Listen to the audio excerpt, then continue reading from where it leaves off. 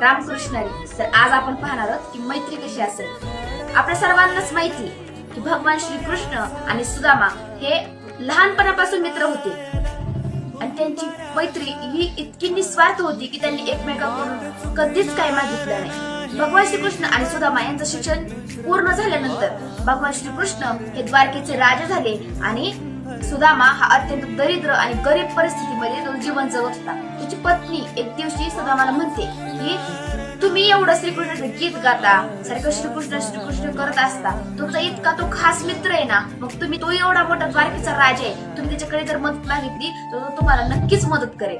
तुम्ही त्याच्याकडे जाऊन मदत मागा. तर सुदामा म्हणतो असं कसं एखाद्याला भेटायला जायचं म्हणल्यावर रिकाम्या हाताने कसं जायचं. पण त्याच्या घरात काही अन्न नव्हतं. त्याच्या पत्नीने सुदामाच्या पत्नीने शेजाऱ्यांकडून पोहे घेऊन आली आणि ती हटके कापडामध्ये बांधून ती सुदामाकडे दिली आणि मग तो सुदामा द्वारकेसाठी रवाना झाला. द्वारकेमध्ये आल्यानंतर त्याला पहारेदारांनी अडवलं आणि त्याला म्हटले तू इथे का आलायस. त्यावेळी सुदामा म्हणतो तुम्ही श्रीकृष्णाला जाऊन सांगा की तुमचा परम मित्र तुम्हाला भेटण्यासाठी आलाय.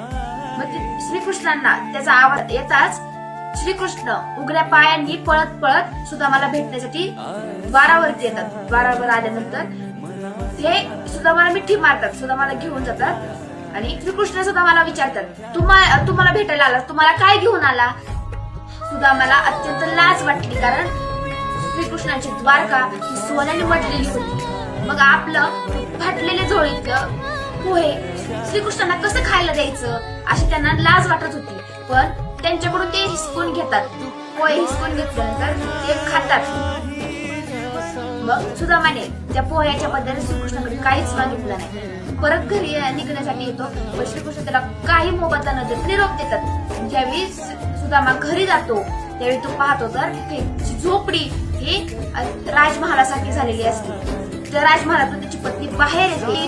अत्यंत कपडे घालून ती बाहेर आलेली असते. ती म्हणते की बघा तुमचा मित्र किती निस्वार्थ आहे, त्याने पोह्याच्या बदल्यामध्ये तुम्हाला एवढं मोठं घर तुम्हाला पाहायला. तर आजचा व्हिडिओ तुम्हाला कसा वाटला कमेंट करून नक्की सांगा. रामकृष्ण.